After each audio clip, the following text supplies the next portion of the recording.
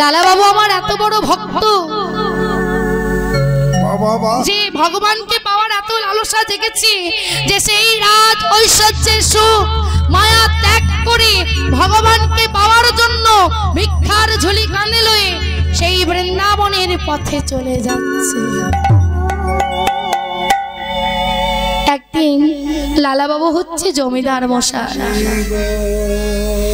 লালা বাবু আমার পালকিতে চড়ে বেরিয়েছে ওই গ্রামবাসীদের দেখার জন্য। দেখবেন বাবা, যিনি রাজা তিনি কি দেখেন, যাতে আমার অনুগত আমার রাজত্বের সকল লোক যাতে ভালো থাকে, তারা যেন ভালো মন্দ খেতে পায়, তাদের নয়নে যেন দুপোটা নয়নে বরিশান না আসে, তারা যেন কষ্ট না পায়।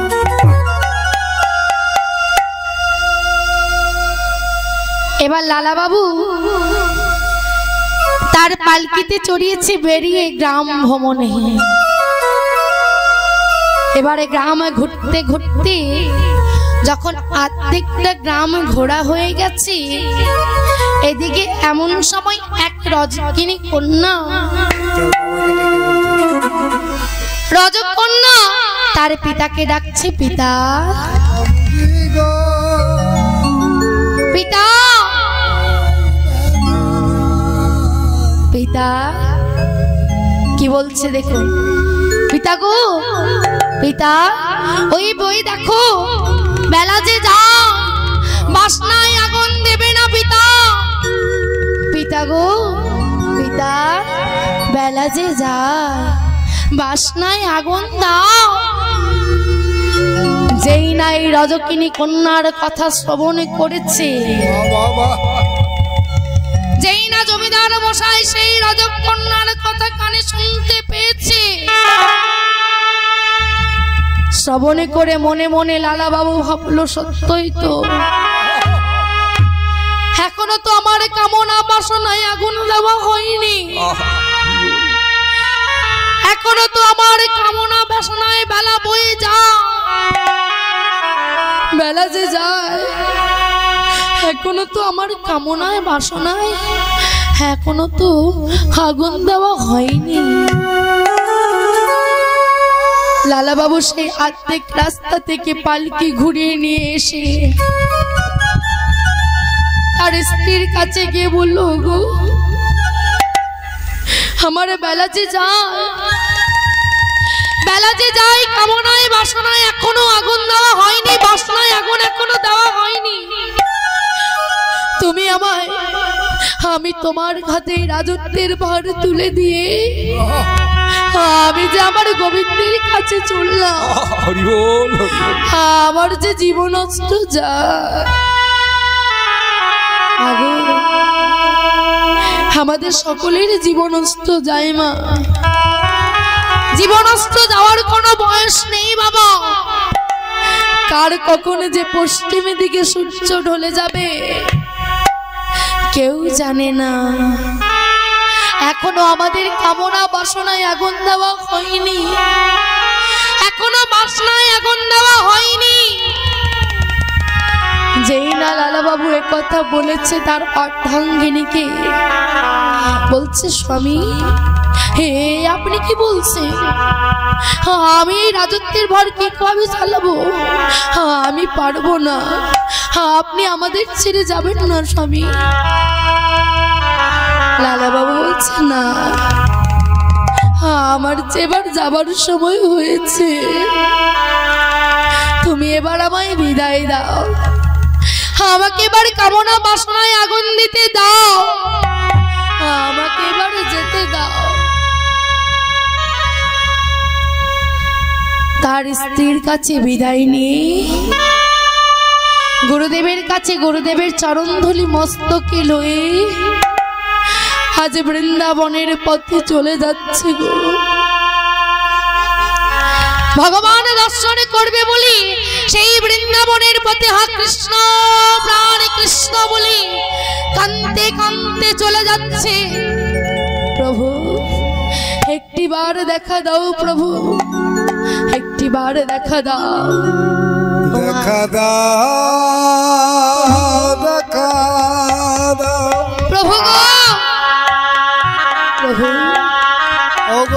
আমায় দেখা দাও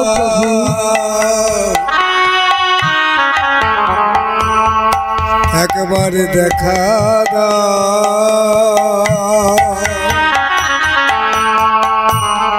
দেখা দাও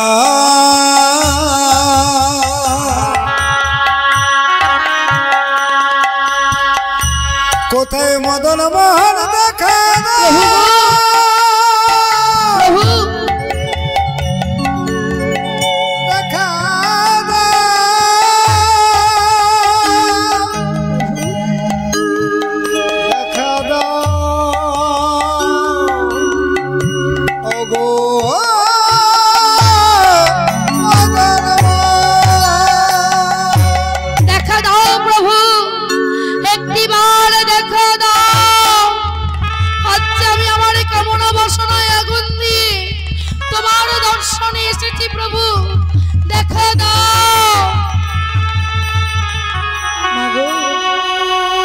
ভগবানকে পাওয়া এত সোজা নয়।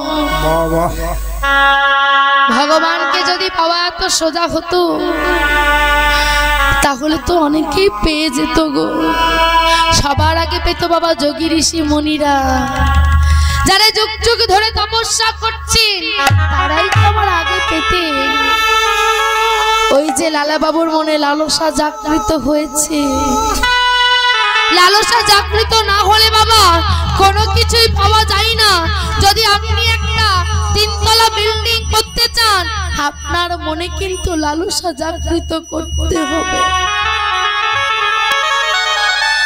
আপনি যদি মনে মনে চান আমাকেও একটা রাজপ্রাসাদ বানাতে হবে তবেই কিন্তু আপনি রাজপ্রাসাদ বানাতে পারবেন। যদি আপনার মনে এই লালসা জাগৃত না হয় তাহলে আপনি কোনোদিনই রাজপ্রাসাদ বানাতে পারবেন না। ওই যে লালা বাবুর মনে লালসা জাগৃত হয়েছে, ওই যে গোবিন্দ কি পারে লালসা জাগৃত হয়েছে, ওই যে বাবার আশা জেগেছে, ছুটতে ছুটতে ছুটতে ছুটতে গোবিন্দ দর্শনে চলে যাচ্ছে। এমন সময় সেই যমুনার তীরে এসে অক্লান্ত পরিশ্রমে ক্লান্তিতে লালা বাবু আর যেতে পারছেন না, আর যেতে পারছেন না।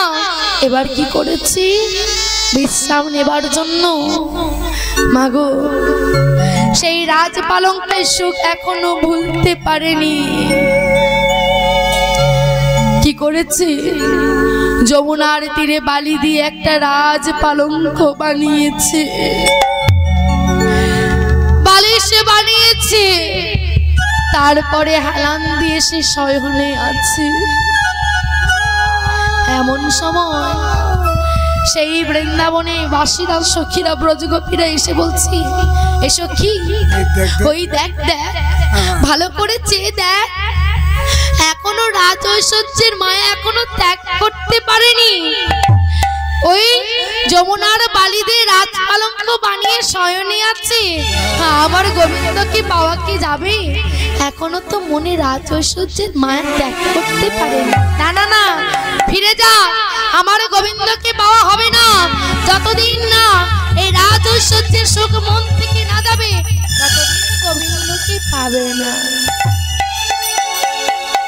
যেই না লালা বাবু এ কথা শ্রবণ করেছে সঙ্গে সঙ্গে সেই বালির দেওয়া পালংটা বালি দিয়ে বানিয়েছিল সেই পালঙ্ক বালিশ সব ভেঙে চুরমার করে দিয়ে আবার কাঁদতে কাঁদতে চলে যাচ্ছে।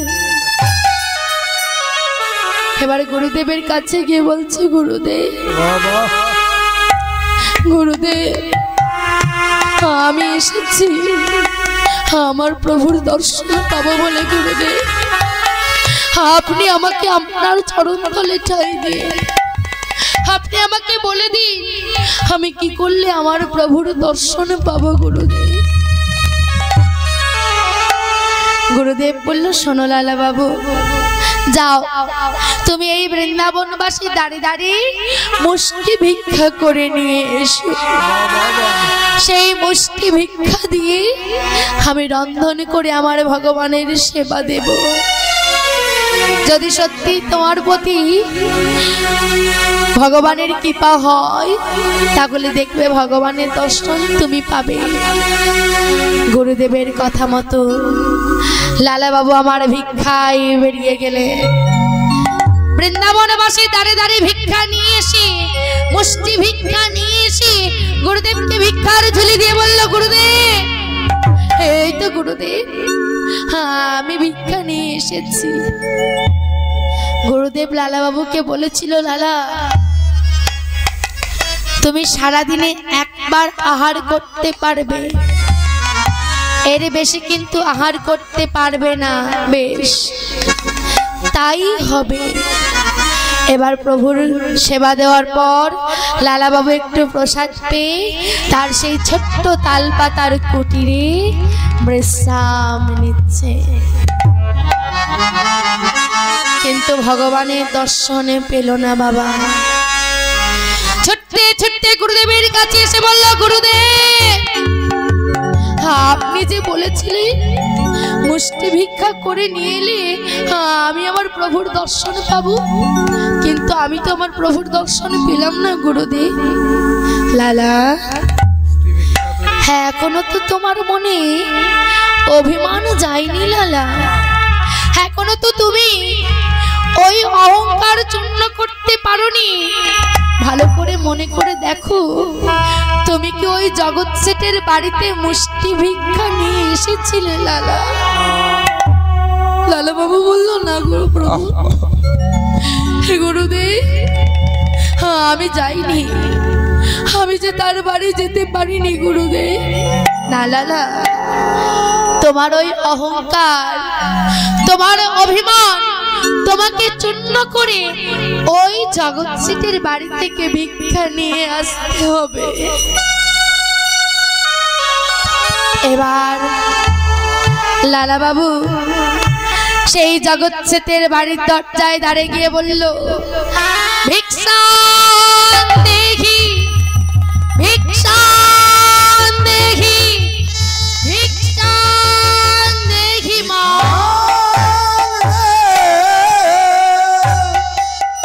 সেই লালা বাবুর কন্যা এসে দেখছে, কি কি বন্ধু কাকু, তোমার এরকম অবস্থা কেন?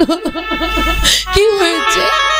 তুমি এমন ভাবে ভিক্ষা চাইছো কেন বন্ধু কাকু? তোমার এই অবস্থার কথা বুঝি বাবা জানে না? হ্যাঁ, আমি এক্ষুনি আসছি, তুমি দাঁড়াও, তুমি চলে যেও না। হ্যাঁ, আমি এক্ষুনি আসছি বন্ধু কাকু।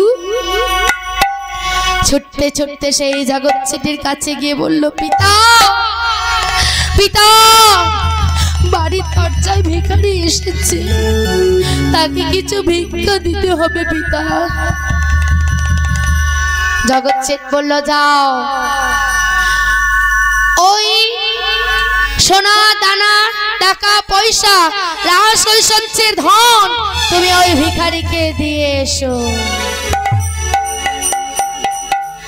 থালা ভর্তি করে নিয়ে যেই না গেছে, লালা বাবু সেই ভিক্ষা ফিরিয়ে দিয়ে বলল, না মা, আমায় যদি ভিক্ষা দিতেই হয় নব না,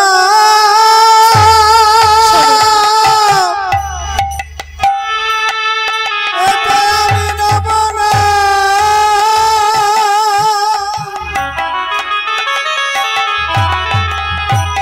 মুষ্টি ভিক্ষা তরে নাম তবদারে, মুষ্টি ভিক্ষা দাও মরে, তবে দেখা দেবে সেদিন।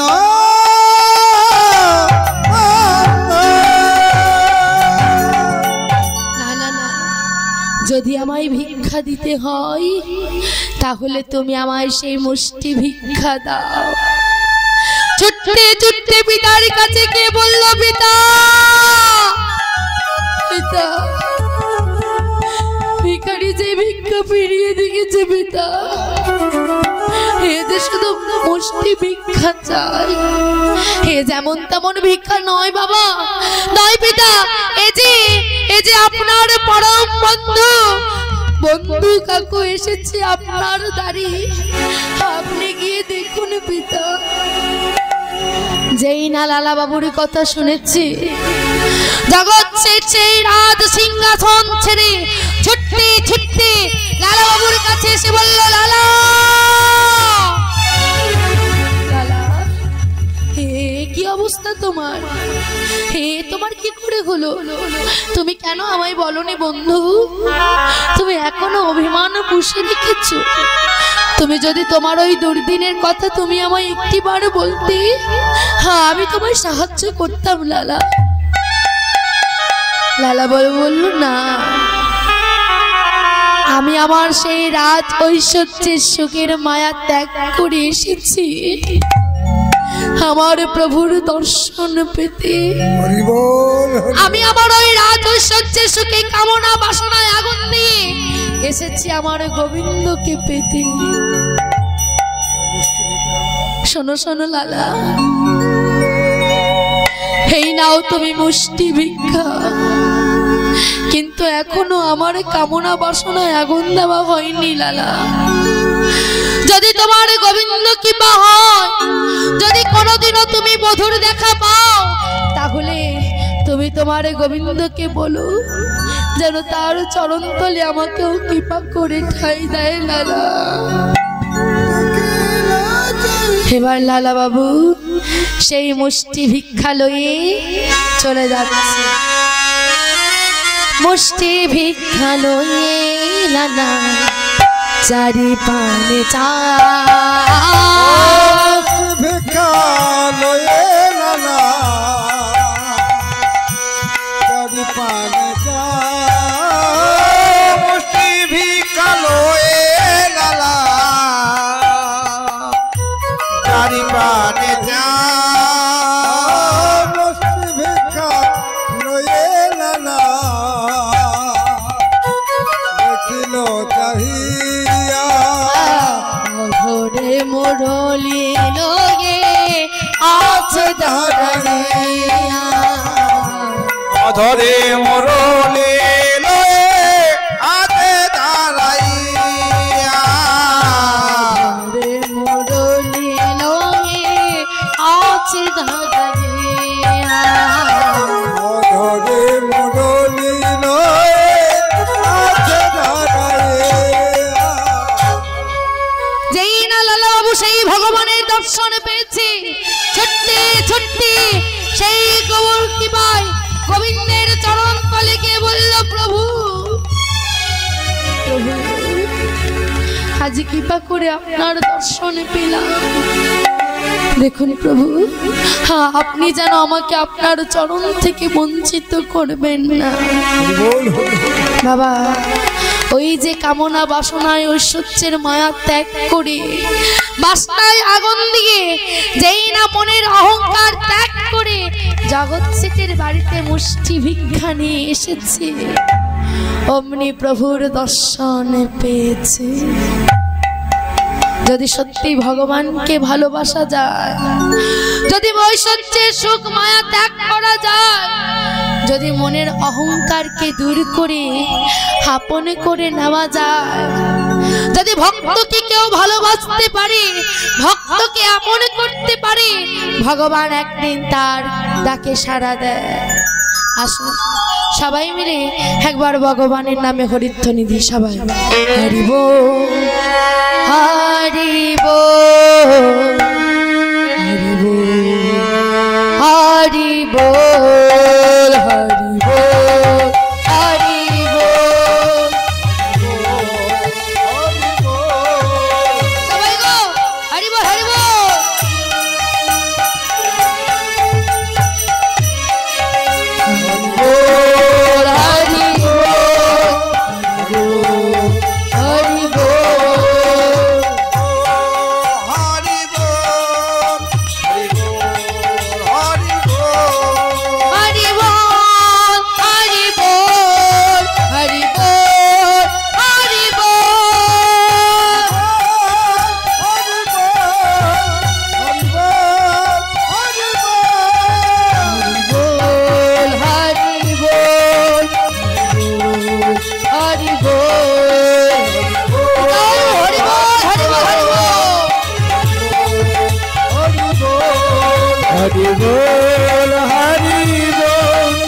হরি বল হরি বল শ্রীকৃষ্ণ ভজন নিষ্ঠা করি নামের সহিতে আছে আপন শিখরে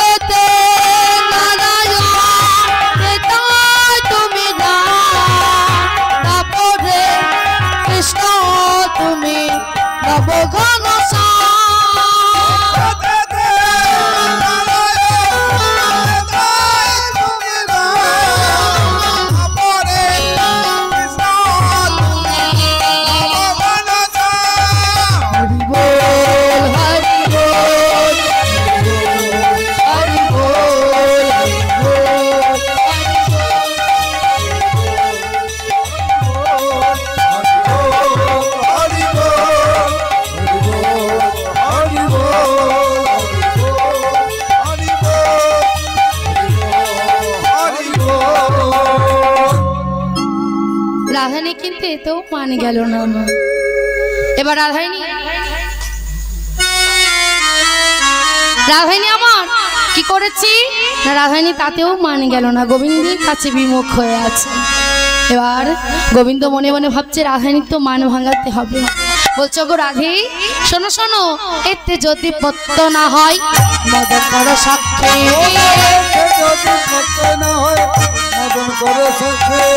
এতে যদি পত্য না হয় মদন করো সাক্ষী, মদন করো সাক্ষী, আদেশ করো না তুয়া পদে লিখি, আদেশ করো না তুয়া পদে লিখে, বলে নাম লিখি তোমার শ্রী চরণে,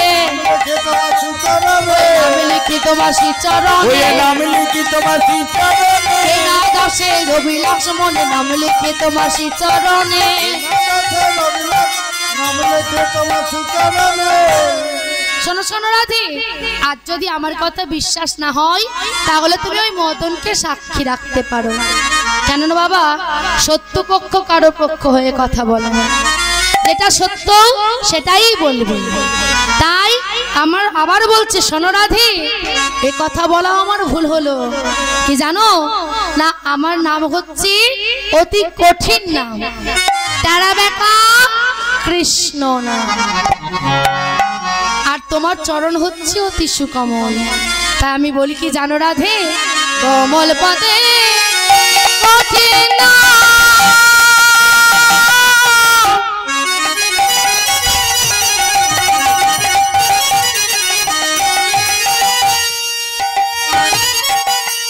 দিতে আতর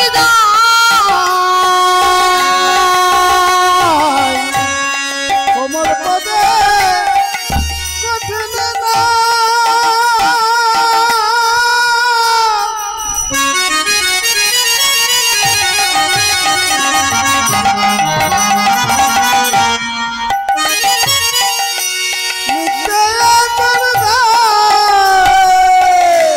কোমল পদে কঠিন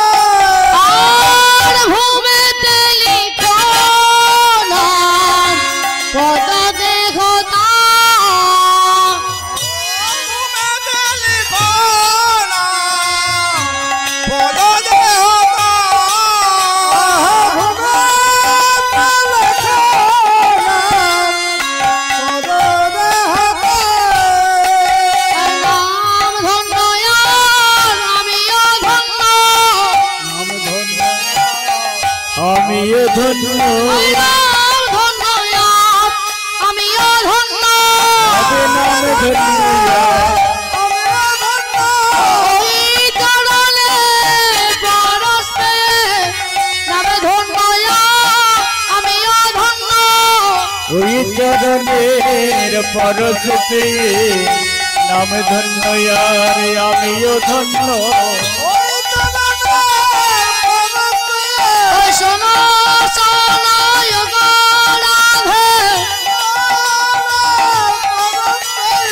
শোনো শোনো শোনো রাধে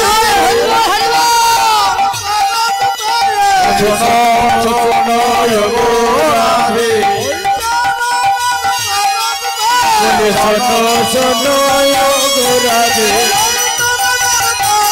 শোনো শোনো রাধে শোনো শোনো শোনো রাধে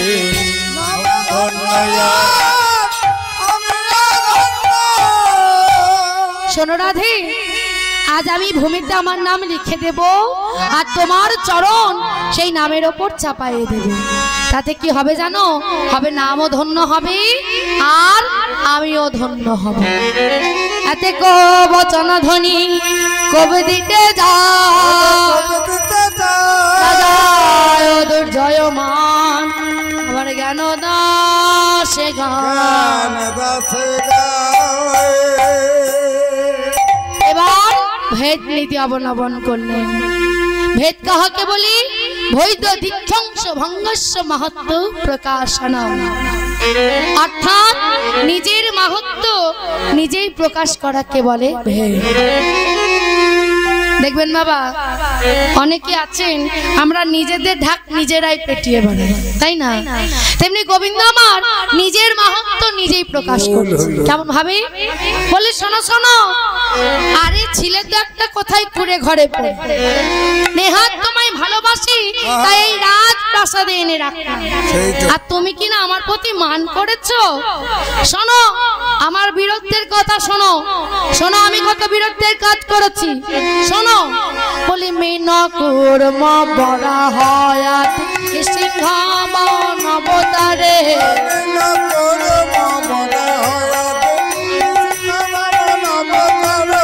মেনা কুর্ম বড়া হয়াত সিংহাবন অবতারে ওই মেনা কুর্ম বড়া আগ্নির সিংহাবন অবতারে কোনা জানে বৃন্দাবনে তোরে কহিয়ারে কোনা জানে বৃন্দাবনে তোহে কহিয়ার আরে কোনা জানে বৃন্দাবনে তোরে কহিয়ারে কোনা জানে বৃন্দাবনে তোহে কহিয়ার বলি বৃন্দাবনে কে না জানে বৃন্দাবনে কে না জানে ওই বৃন্দাবনে কে না জানে বৃন্দাবনে কে না জানে মেন রূপ ধরেছিলাম বৃন্দাবনে কে না জানে মেরি ধরেছিলাম বৃন্দাবনে কে না জানে শোনো শোনো আমি কি করেছিলাম জানো? মিন। মিন মানে কি মা? না মাছ। মৎস্য রূপ ধারণ করে আমাদের এই পৃথিবীর জাতীয় সম্পদ কি বাবা? জাতীয় সম্পদ কি গো মা? জানা আছে? আমাদের জাতীয় সম্পদ হচ্ছে বেদ। যখন এই শশাগড়া পৃথিবী জলের তলায় তলিয়ে যাচ্ছিল, তখন মীন রূপ ধারণ করে আমাদের জাতীয় সম্পদ বেদকে রক্ষা করেছিল। আর তুমি তো হলে সামান্য নারী হয়ে বলি, আরো শোনো আমার বিরুদ্ধে কথা। আরো কি করেছিলাম জানো? বলি কুড়ামরতি ধরি, কুড়ামরতি ধরি, কুড়ামরতি ধরি করেছিলাম, কুড়ামরতি ধরি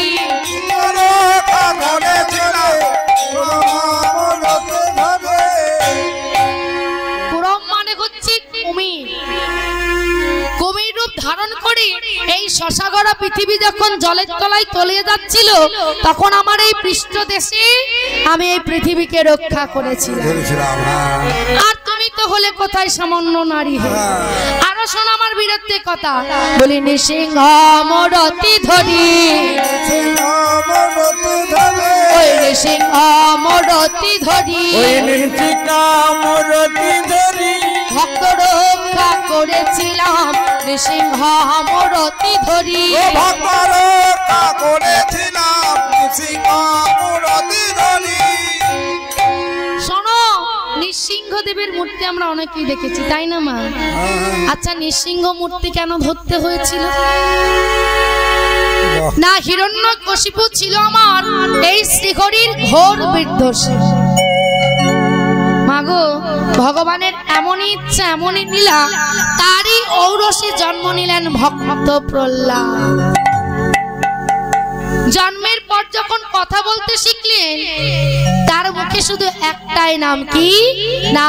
শ্রীহরি।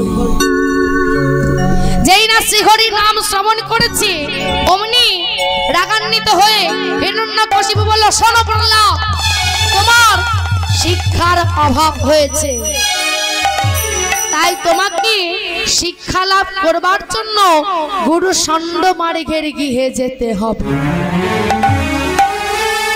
তখনকার দিনে বাবা গুরু গৃহে শিক্ষা লাভ করতে হতো।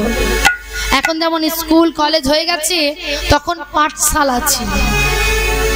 এবার যখন গুরু গিয়ে শিক্ষা লাভ করে এলো, হিরণ্যকশিপু মনে মনে ভাবছে, এবার প্রহ্লাদকে জিজ্ঞেস করি, প্রহ্লাদ আমার গুরু গিয়ে কি শিখলো, কি জানলো? হিরণ্যকশিপু বলছে, প্রহ্লাদ শোনো, আমার কাছে এসো। বলুন পিতা। আচ্ছা, তুমি যে গুরু গিয়ে গেছিলে, গুরু গিয়ে কি শিখলে, কি জানলে, তার নমুনা আমায় তুমি একটু দিতে পারবে? প্রহ্লাদ বলল, পিতা, আজ আমি গুরু গিয়ে যা জানলাম, যা শিখলাম, তার সর্বনেই হচ্ছে শ্রীহরি। তোমার স্পর্ধা, তুমি আবার ওই মনোফেলা নাম করলে। শোনো, আজ তুমি আমার সন্তান হলেও আমি তোমাকে রক্ষা করব না। ঘাতকের দলকে বলল, যাও, প্রহ্লাদকে লয়ে গিয়ে সিংহের চূড়া থেকে ফেলে দাও। যেই না ঘাতকের দল সিংহের চূড়া থেকে ফেলে দিল, বাবা, ভগবান কি ভক্তের মৃত্যু দিতে পারে? যে ভগবানকে ভালোবাসে তার কি কখনো মৃত্যু হয়? প্রহ্লাদ সেই সিংহের চূড়া থেকে গাইতে লাগলো, কি গো, ভগবানের নাম। কেমন ভাবে? হরে কৃষ্ণ হরে রাম, রাম কৃষ্ণ হরে রাম, হরে হরে কৃষ্ণ হরে রাম, রাম কৃষ্ণ হরে রাম, হরি ওম, রাম নাম, হরি ওম, রাম নাম। হরে কৃষ্ণ হরে রাম, রাম কৃষ্ণ হরে রাম, হরে ওম, রাম নাম, হরি ওম,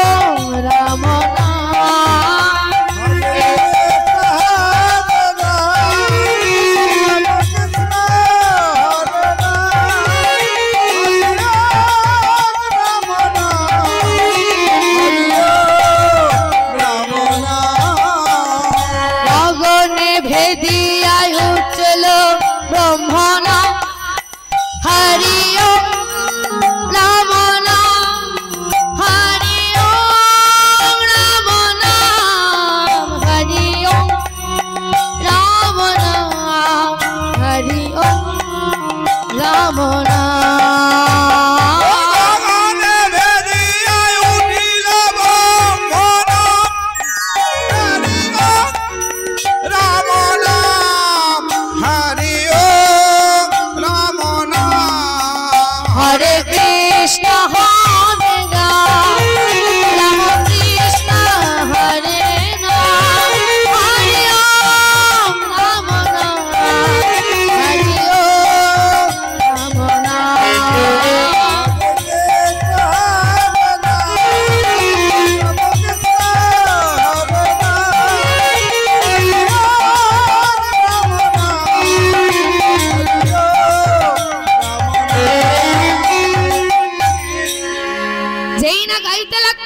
প্রহ্লাদের মৃত্যু হলো না।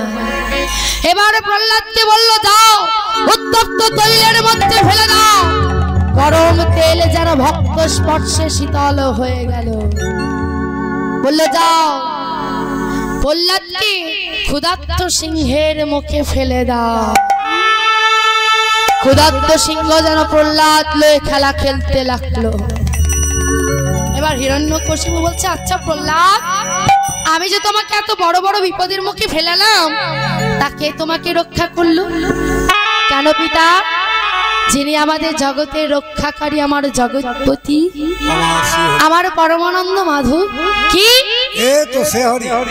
আবার তুমি শ্রীহরি নাম করলে? হ্যাঁ পিতা, আমার শ্রীহরি প্রতিটি অণুতে পরমাণুতে বিরাজমান। তাহলে এই ফটিকিঙ্গেও কি আমার তোমার শ্রীহরি আছে? নিশ্চয়ই পিতা। তাই প্রহ্লাদ যেই না বলেছে ফটিকিঙ্গের শ্রীহরি আছে, অমনি হিরণ্যকশিপু রাগান্বিত হয়ে সেই ফটিকিঙ্গটা ছুঁড়ে চূর্ণ বিচূর্ণ করে দিল। ভক্তকে তো রক্ষা করতে হবে বাবা। তাই সেই ফটিকিঙ্গ থেকে বেরিয়ে এলো কি না, নৃসিংহ মূর্তি ধারণ করে। আর্ধেকটা নররূপ আর আর্ধেকটা পশুরূপ। কেন না হিরণ্যকশিপু ছিল একমাত্র প্রকারান্তে অমর। কেননা দিনে তার মৃত্যু নয়, রাতের তার মৃত্যু নয়, জলে তার মৃত্যু নয়, স্থলে তার মৃত্যু নয়, কোনো দেবতাতে নয়, কোনো পদ্ধতি নয়, কোনো নরে তাকে মানতে পারবে না। প্রকারান্তে তিনি অমর।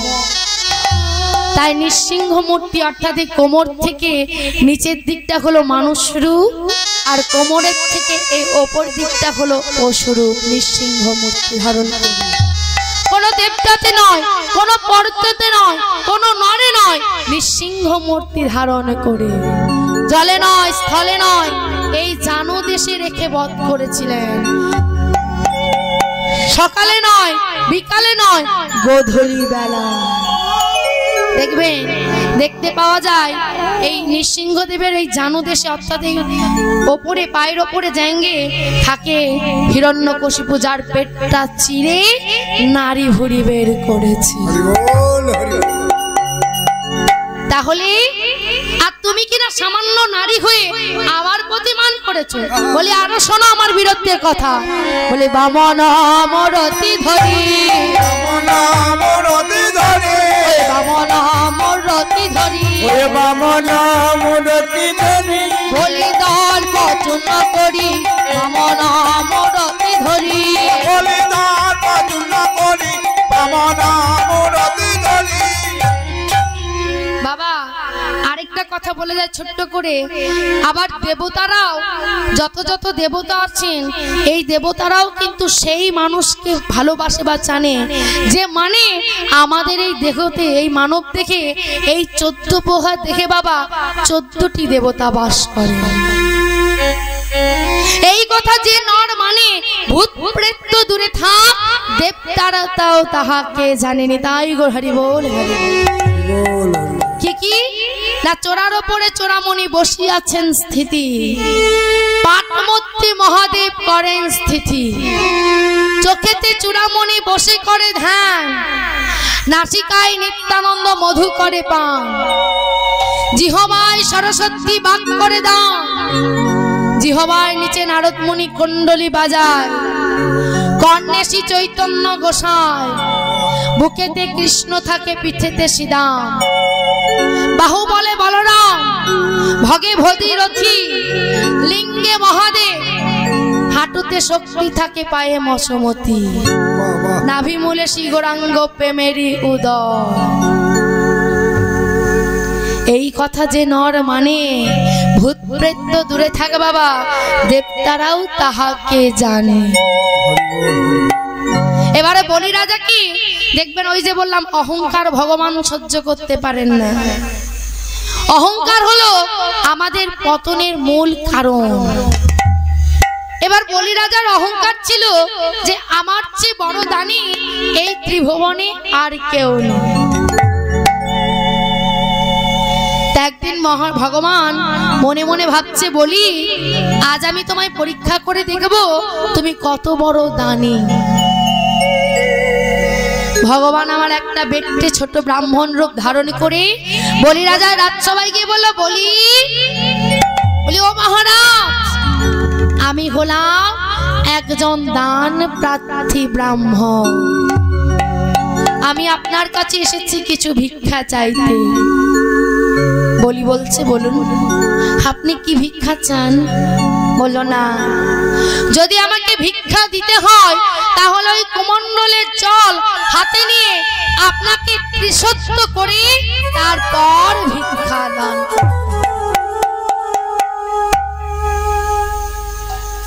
বলি রাজা মনে মনে ভাবছে, এই ব্রাহ্মণ তো জানে না আমি কত বড় দানি, হয়তো তার ইচ্ছা মতো দান দিতে পারবো না, তাই সে আমায় ত্রিশত্ব করাতে চায়। বেশ, তাই হবে। কেউ জানতে না পারলেও জানতে পারলো কে? দত্ত গুরু শুক্রাচার্য। বলল, মহারাজ এ ভুল আপনি করবেন না। এ কি গুরুদেব, এই আপনি কি বলছেন? না না না, আমার দ্বার থেকে, আমার রাজবাড়ি থেকে কেউ কখনো কোনো নিঃস্ব হয়ে ফিরে যায়নি। এবার কুমণ্ডলের জল হাতে নিয়ে যেই না একবার নিয়েছে, বলল, ব্রাহ্মণ আপনি যা দান চান আমি আপনাকে তাই দান দেব।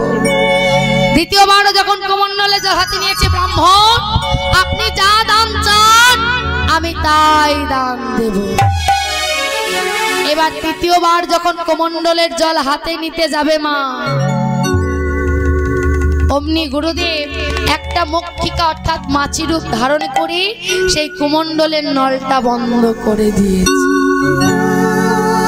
কেউ জানতে না পারলেও জানতে পারলো কে?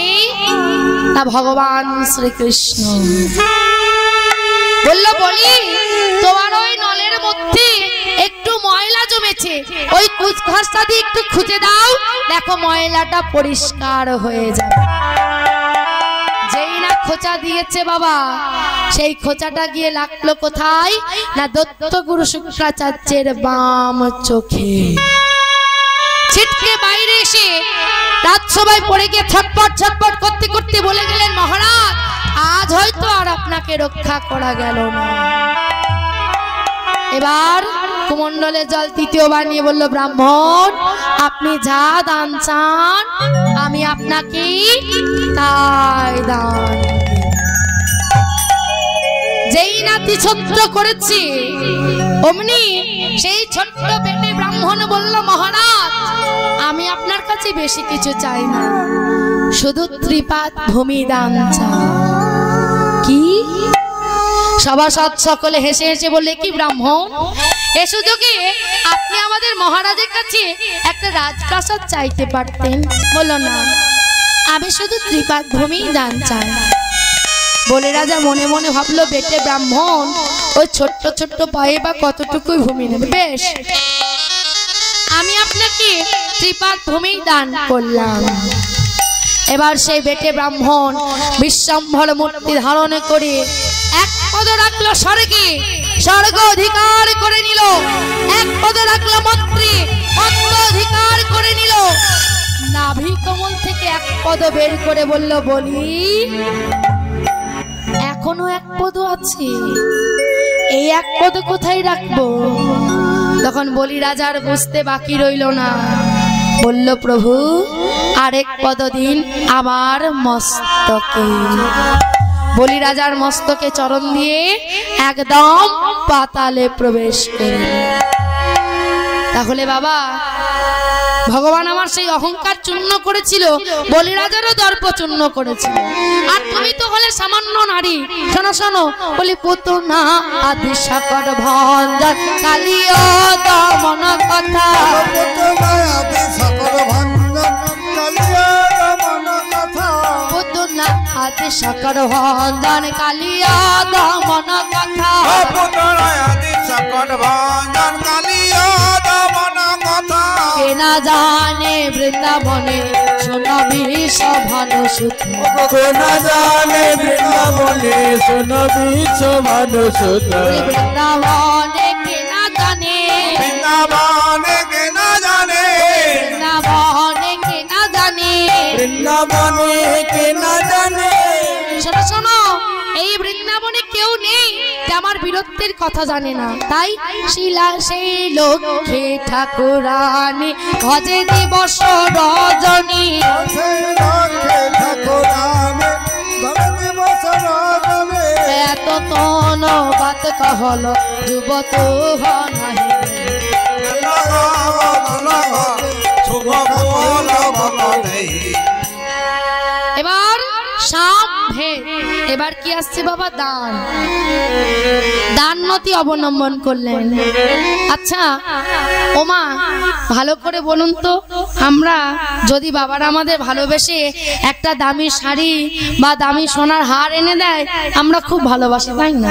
বাবা বাবা আমার স্বামীটা শোন শোন, পাড়াতে বেরিয়ে রাস্তার মধ্যে হলে শোন আমার স্বামীটা কি ভালো রে, আমাকে আজকে একটা 4000 টাকা দিয়ে শাড়ি এনে দিয়েছে, একটা 50,000 টাকা দিয়ে একটা সোনার চেন এনে দিয়েছে, তাই না বাবা? অমনি গোবিন্দ আমার যেই না 5 ভরি সোনার হার আনে বাবা, অমনি মান ভেঙে যায়।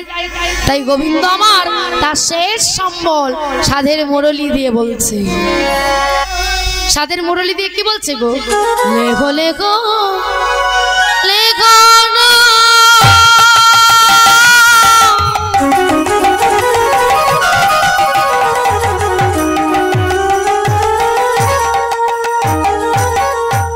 সাধের মুরলি,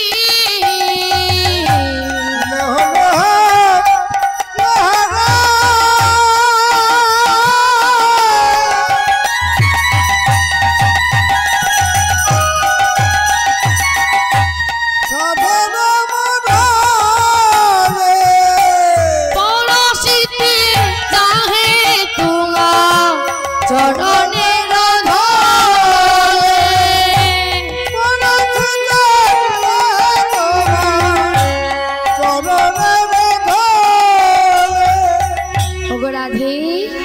আমার এই শেষ সম্বল সাধের মুরলি আমি তোমায় দিলাম, আর তুমি আমার তোমার ওই চরণের ধুলি আমায় দান করো। শোনো শোনো, যদি তুমি আমার সাথে কথা না বলো, যদি আমার দিকে মুখ ফিরিয়ে থাকো, তাহলে আমি কোথায় যাই বলো তো? আমার শেষ সম্বল এই সাধের মুরলি আমি তোমায় দান করলাম, আর তুমি তোমার ওই চরণের ধুলা তুমি আমায় দাও। কিন্তু এতেও রাধারানী মান গেল না, আবার কি বলছে গো? নিজ হাতে গাথা ও গজ মুকুতা,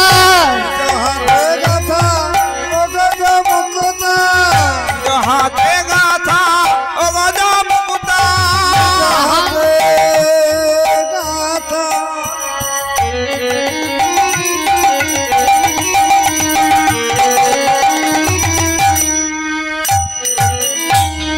নিজ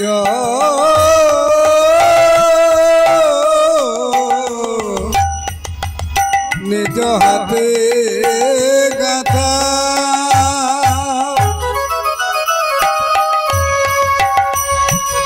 ও গজ মুকুতা,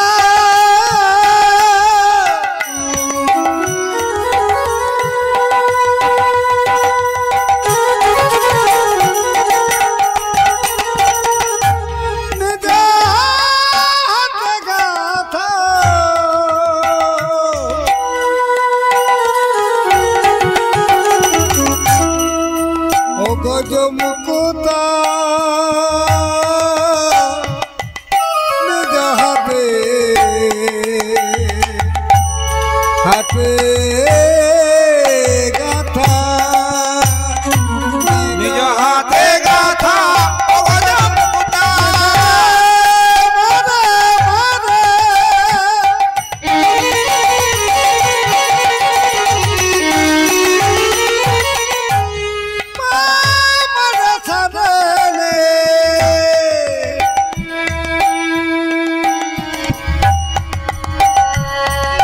পানি সারে নিজ হাতে গাথা অগজা মুকুতা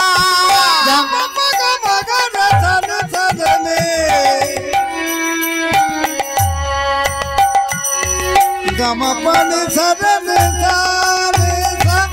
নিজ হাতে গাথা অগজা মুকুতা জাহানা কিশোর পুরে হাতে গাথা অগজ মুকুতা গাহানা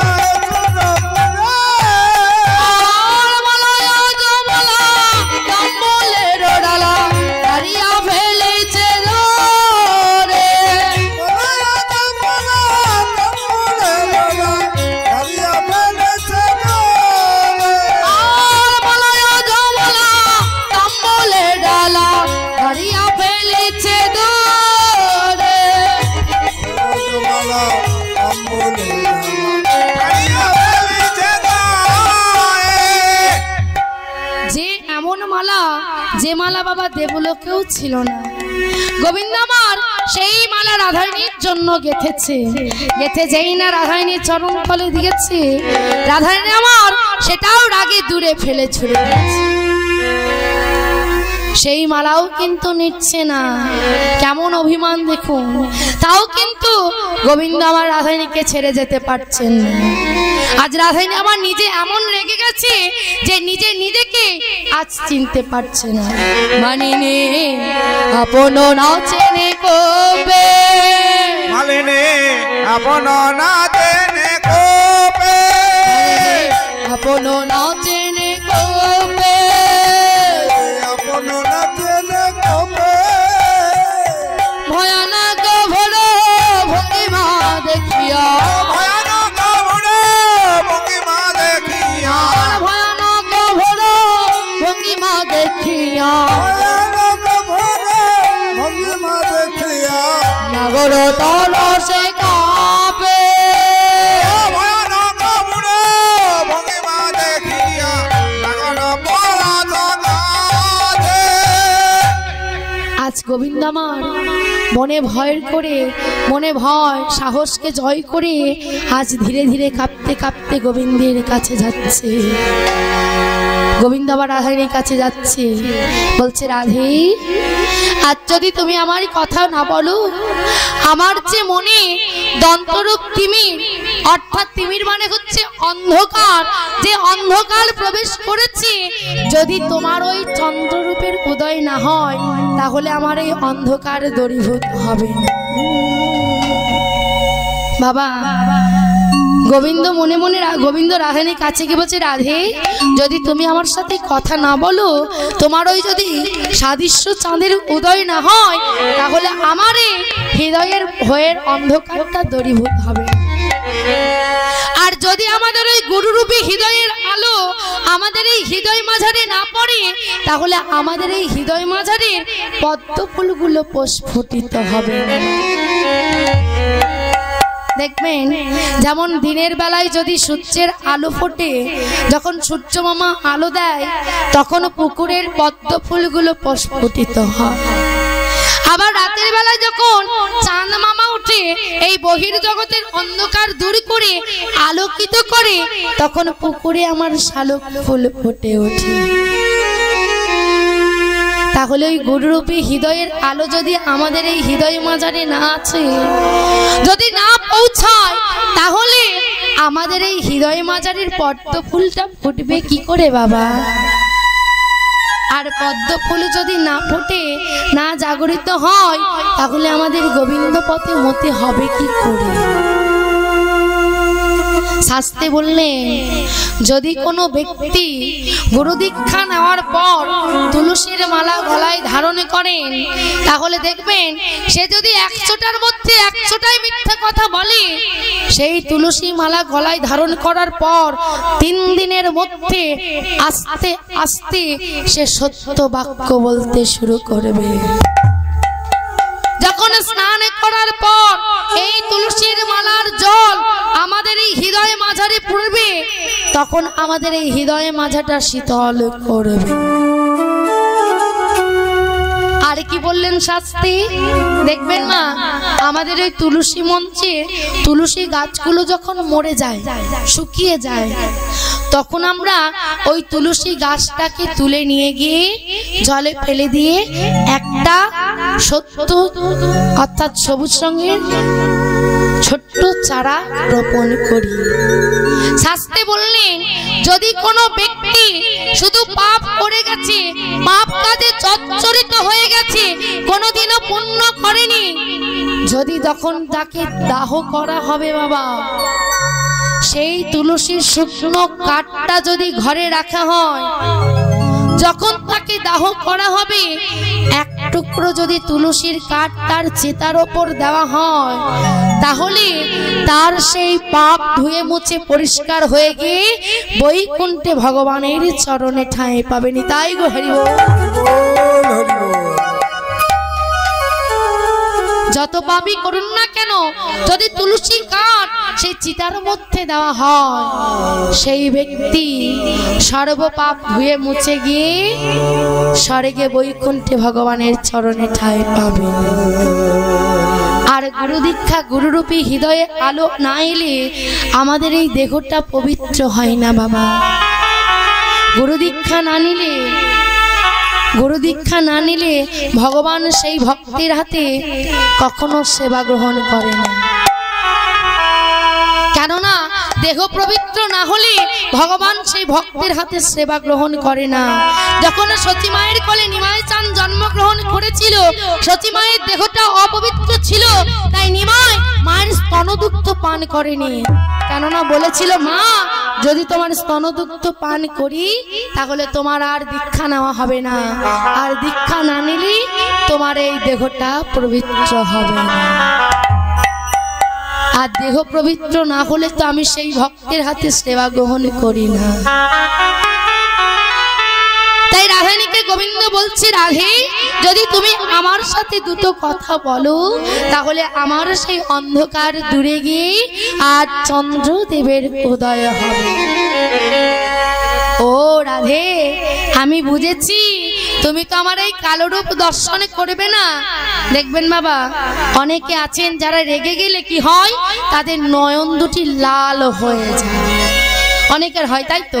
তেমনি রাধে আমার এত রেগে গেছে যে নয়ন দুটি লাল হয়ে গেছে। বলো, রাধে, আমি বুঝেছি তুমি হচ্ছে রং বদলানো কারিগর। শোনো শোনো, তুমি যদি এই কালো রূপ না দর্শন করবে তাহলে কি করবে শোনো। বলি, কালো ঘুচাইয়ে গৌর করো, কালো ঘুচাইয়ে গৌর করো, কালো যদি না খেলিবে, কালো ঘুচাইয়ে গৌর করো।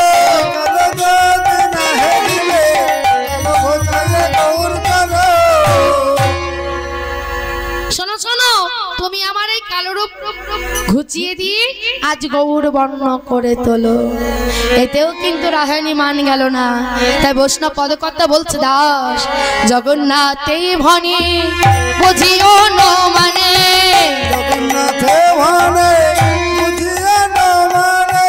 কঠিন রসের বোধ,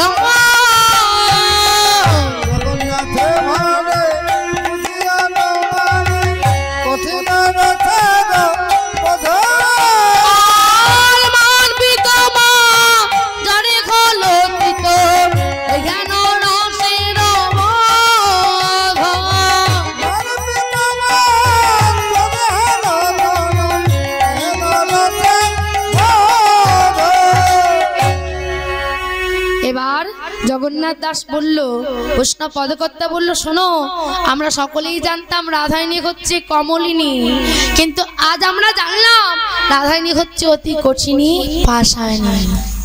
তাহলে কি গেল বাবা? সাম ভেদ দান। এবার কি আসছে?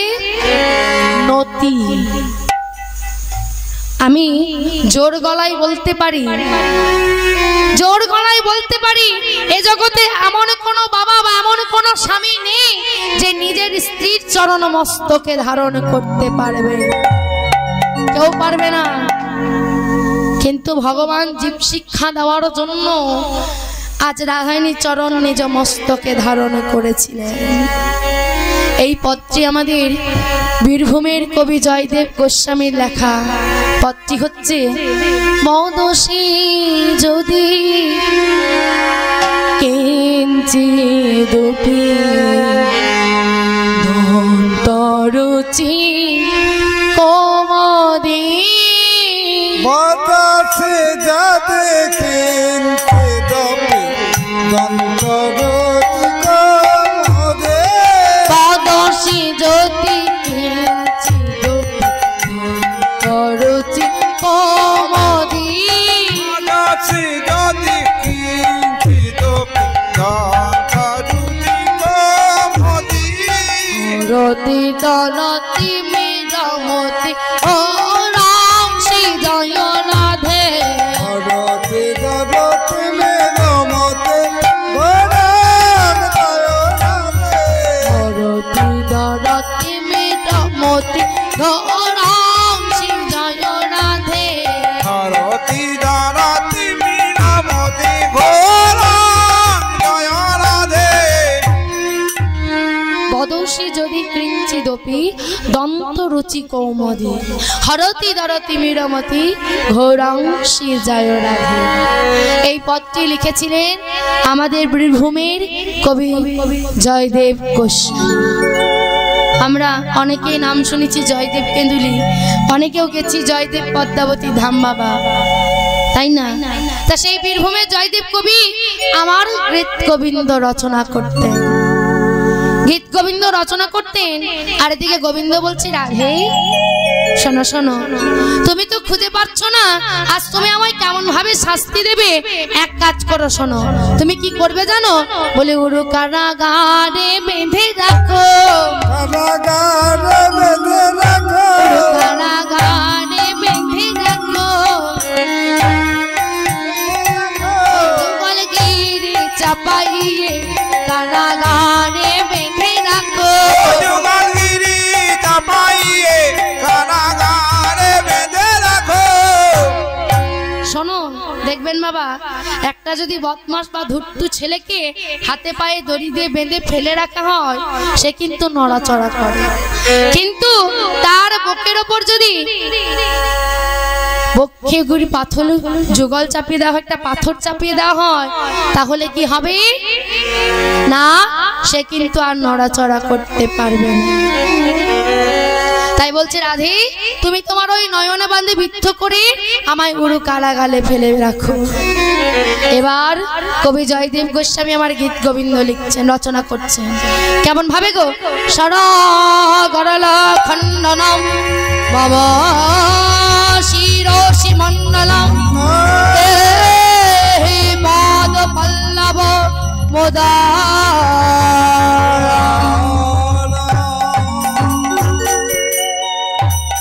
সরগরল খণ্ডন মম শিরসি মণ্ডল দেহি পদ পল্লব মোদার।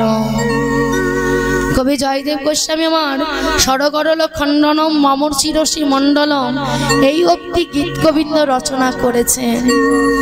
এবার মনে মনে ভাবছি, প্রভু আমি এক ভক্ত হয়ে আরেক ভক্তের চরণ কেমন ভাবে মস্তকে দেব প্রভু? আমি এক ভক্ত হয়ে আরেক ভক্তের চরণ মস্তকে দিতে পারবো না। আর এদিকে ওদিকে বেলা বয়ে যায় দেখে পদ্মাবতী মামার ছুটতে ছুটতে এসে বলছে, স্বামী বেলা যে বয়ে যাচ্ছে, স্নানে যাবেন না? রাধা মাধবের সেবা দেবেন না? জয়দেব কবি বলছে, পদ্মা আমার যে গীত গোবিন্দের চরণ মনে পড়ছে না পদ্মা? বলো না, এখনো তো আমার গীত গোবিন্দ চরণ সম্পূর্ণ হয়নি। হ্যাঁ, আমি কি করব পদ্মা?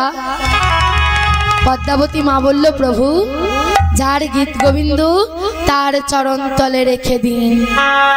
এবার পদ্মাবতীর কথা মতো সেই গীত গোবিন্দ রাধা মাধবের চরণ তলে রেখে দিয়ে এবার স্নান করতে গঙ্গায় চলে গেল। তখনকার দিনে স্বামীরা বহিরে গেলে, বাইরে গেলে কি করতে হতো? বহির দরজা বন্ধ করে দিতে হতো। যেই না জয়দেব কবি আমার বাইরে গেছে, অমনি পদ্মাবতী মা আমার বহির দরজা বন্ধ করে দিয়েছে। এবার প্রভু আমার মনে মনে ভাবলো, সেই জয়দেব কবিকে পরীক্ষা করবার জন্য একটা জয়দেবের রূপ ধারণ করে যেই না দরজায় এসে দাঁড়িয়েছে, বলছে, পদ্মা পদ্মা, দ্বার খোলো পদ্মা। হ্যাঁ, আমি এসেছি, এসেছি তোমার প্রাণ কৃষ্ণ। রাধে রাধে, আমি তোমার স্বামী জয়দেব, তুমি দরজা খোলো পদ্মা। যেই না স্বামীর নাম শ্রবণ করেছে, অমনি পদ্মাবতী মা আমার দরজা খুলে বলছে, কি স্বামী, এই তো আপনি গেলেন, এরই মধ্যে ফিরে এলেন, এত তাড়াতাড়ি আপনার স্নান করা হয়ে গেল প্রভু? বলো, আর বলো না পদ্মা, ওই পথে যেতে যেতে আমার গীত গোবিন্দের চরণ মনে পড়ে গেল, তাই ভাবলাম এতটা পথ যাব আসবো, যদি বিস্মরণ হয়ে যায়, তাই এলাম। দাও পদ্মা, হ্যাঁ আমার গীত গোবিন্দ দাও, আমি আমার গীত গোবিন্দের চরণ সম্পূর্ণ করি। পদ্মাবতী মা আমার যেই না গীত গোবিন্দ দিয়েছে, যেখানে জয়দেব কবি লিখেছিলেন সরগরল খণ্ডনম মম শিরসি মণ্ডলম, তার নিচে বাঁকা হাতে বাঁকা লেখায় লিখে দিলে, হে হে পদবল্লভ পদা।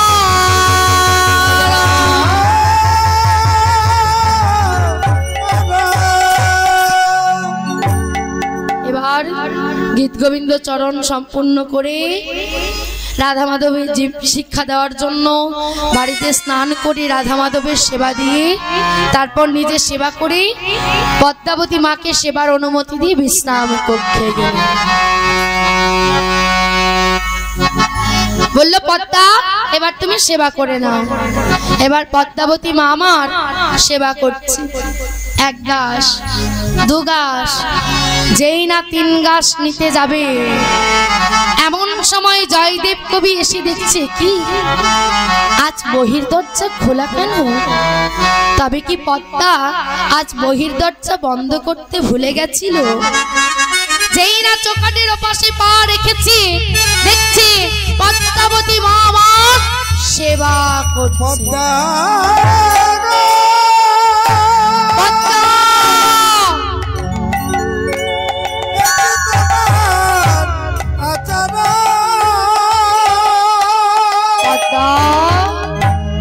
এখানে আমার ঘরে গীত গোবিন্দের সেবা হয় না। আর তুমি কিনা পতিব্রতা রমণী, তুমি কিনা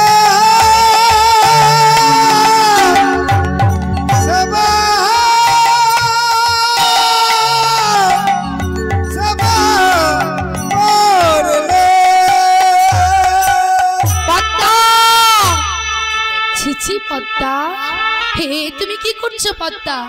বুঝেছি নীতি প্রতিদিন তোমার উচ্ছিষ্ট দিকে আমার রাধা মাধবের সেবা দিতাম, তাই আমার গীত গোবিন্দের চরণ সম্পূর্ণ হলো না।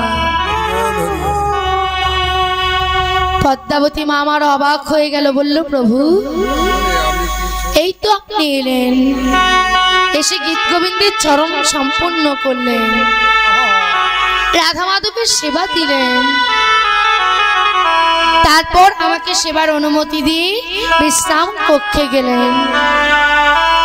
প্রভু আমার ছুটতে ছুটতে সেই গীত গোবিন্দকে যেই না খুলে দেখেছে, যেখানে লেখা ছিল সরগরল খণ্ডনম মম শিরসি মণ্ডলম,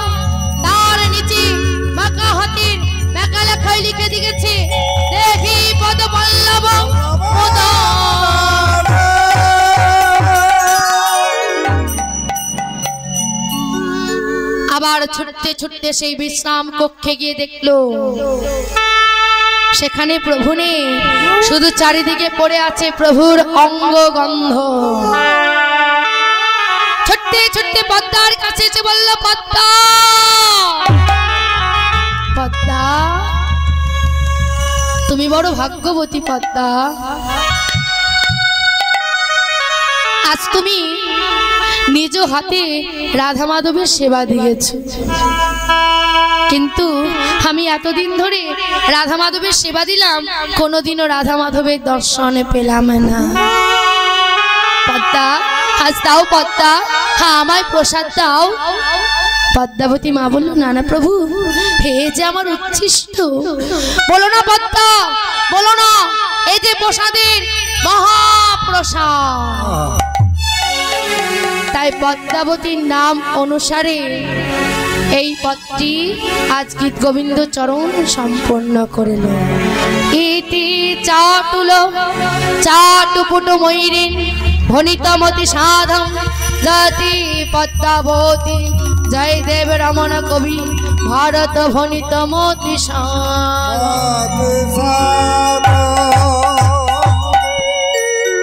সাম্ভেদান্নতি। এবারে গোবিন্দ মনে মনে ভাবছি, এই জগতে সকলেই আমাকে বলে পতিত পাবন, আমার মতো পতিত না থাকলে তিনি পতিত পাবন হবেন কি করে? সকলেই জানে আমাকে পতিত পাবন, কিন্তু হাত যদি আমি রাধারানীর মান ভাঙাতে না পারি, তাহলে যে আমায় আর কেউ পতিত পাবন বলবে না। এবার কি করলো না, গোবিন্দ আমার রসান্তরের আশ্রয় নিল। বাবা এতক্ষণ রাধারানীর চরণতলে মান সাধনা করছিল, এবার এমনই দূরে বসলো যাতে কথাগুলি রাধারানী আমার শ্রবণ করতে পারে, শুনতে পারে। ললিতার কাছে কি বলছো, ললিতা এই শোনো শোনো, তুমি তো হস্তরেখা বিচার শিখেছো, তা আমি কদিন আগে হস্তরেখা বিচার করেছিলাম, বলেছি আমার নাকি আর 2-4 দিন পরমায়ু, আমার নাকি আর 2-4 দিন পরমায়ু। তো শোনো শোনো, হাত করে দেখব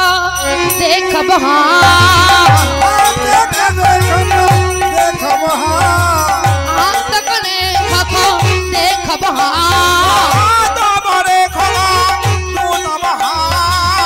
ওই চরণ লক্ষণ আমি ভালো না।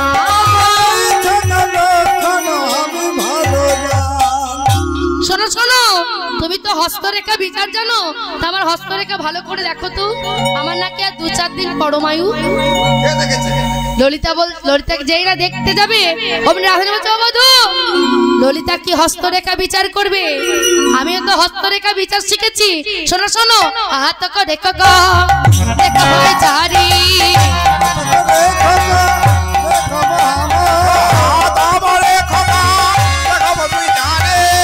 বোঝো পরমায়ু আমি দিবস দুতারে।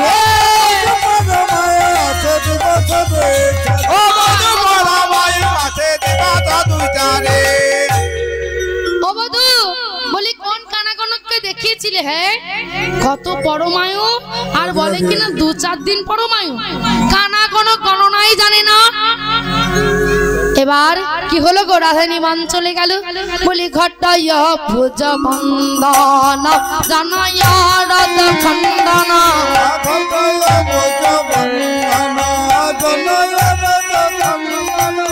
ঘটাইয়া ভুজ বন্দন জানাইয়া রাধা খণ্ডন, ঘটাইয়া পূজা রঞ্জন জানায়া পূজা খঞ্জন, জনবা ভবতি সুখ জাতাম শ্রী জয় রাধে, জনবা ভবতি সুখ জাতাম শ্রী জয় রাধে, জনবা ভবতি সুখ জাতাম শ্রী জয় রাধে, জনবা ভবতি সুখ জাতাম শ্রী জয় রাধে।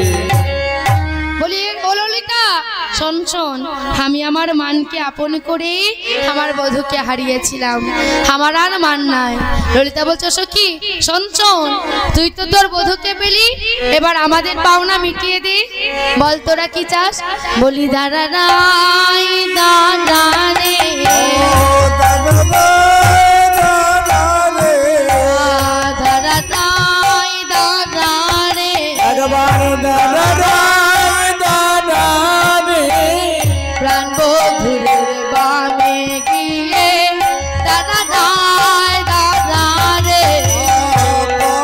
বধুর বামে গিয়ে ও প্রাণ বধুরে বামে গিয়ে দাঁড়ারে ওই প্রাণ বধুর বামে গিয়ে দাঁড়ায় দাঁড়ারে। শোন শোন, এবার তুই তোর বধুর বামে গিয়ে একবার দাঁড়া। মানে তেরাই মিলিল গিরিধারি, তেরাই মিলিল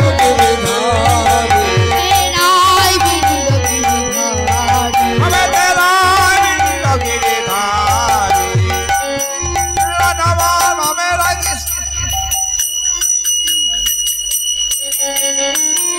শিমুলিয়া দশরথ বাটি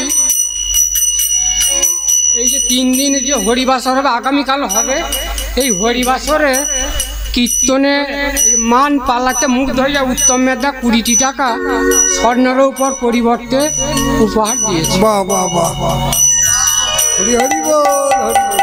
এই যে হরিবাসর এই 3 দিন, আগামীকালও চলবে এই দ্বিতীয় রজনী। এই যে 3 দিন এই যে হরিবাসর, এই 3 দিনের এই হরিবাসরটি আমাদের কাছে একটি কিন্তু বৃন্দাবন ধাম। এই যে 3 দিন যে এই বৃন্দাবন ধাম, এই ধামের মধ্যেই রয়েছে আমাদের কাছে রাধাকুঞ্জ, শ্যামকুঞ্জ, মদনমোহন, বাঁকে বিহারী লাল, নিধুবন, নবদ্বীপ, মায়াপুর, জগন্নাথ ধাম। এক কাছে এই 3টি, এক কাছে আমরা এই সকলকে এক কাছে পেয়েছি। এইটি আমরা শিমুলিয়া দশরথ বাটির সকলে এই ব্রজ ধামের বাসিন্দা। জয় নিতাই। জয় নিতাই। আরামে নীলগিরিধারী।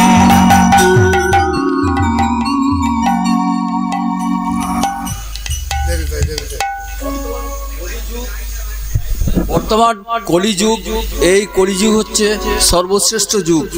ইতিপূর্বে যেসব যুগ চলে গেছে, সত্য তেতা দাপট, তখন কিন্তু আমাদের ভগবান বড়লোক ঘরে জন্মগ্রহণ করেছিল। শ্রীরামচন্দ্র বড়লোক রাজার ঘরে জন্মগ্রহণ করেছিল। তারপর দেখুন কংসের ভাগনা হয়েছিল কৃষ্ণ, অতএব দেবকীর গর্ভে জন্মগ্রহণ করেছিল, তখনও তিনি রাজার বংশে জন্মগ্রহণ করেছিলেন। এই কলিযুগে 500 বছর আগে চৈতন্যদেব নবদ্বীপ ধামে জন্মগ্রহণ করেছিলেন এবং নবদ্বীপ ধামে জন্মগ্রহণ করার পর তিনি একমাত্র এই ধরাধামে প্রত্যেক মানুষকে হরিনাম করার জন্য গৃহে গৃহে হরিনাম বিতরণ করেছেন। অতএব ইনি সুদূর বক্রেশ্বর থেকে এসে আমাদের এই প্রতি বৎসরের ন্যায় যে হরিনাম সংকীর্তন হচ্ছে, সেই হরিনাম সংকীর্তনে আমাদেরকে নাম বিতরণ করে ঈশ্বরের দিকে ঈশ্বর অভিমুখী করলেন। সেই জন্যই আমি ওনাকে ধন্যবাদ জানাই। এই বলে আমি আমার বক্তব্য শেষ করলাম।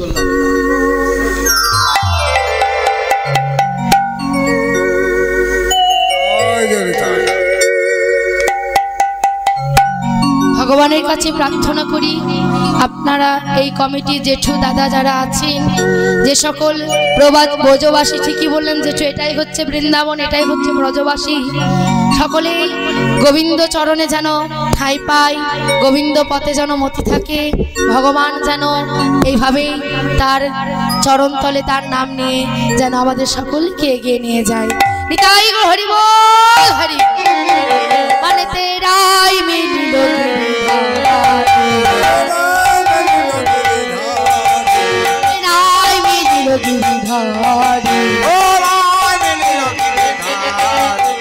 দক্ষিণে শ্যামনটবর বামে রায় কিশোরী,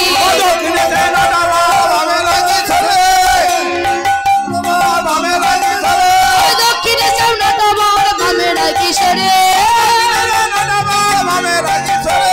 মনের আনন্দে নৃত্য করে ময়ূরা ময়ূরে, মনের আনন্দে নৃত্য করে ময়ূরা ময়ূরে, আমার ভক্তগণে প্রেমানন্দে বলুন গড়ি গড়ি হরি বল।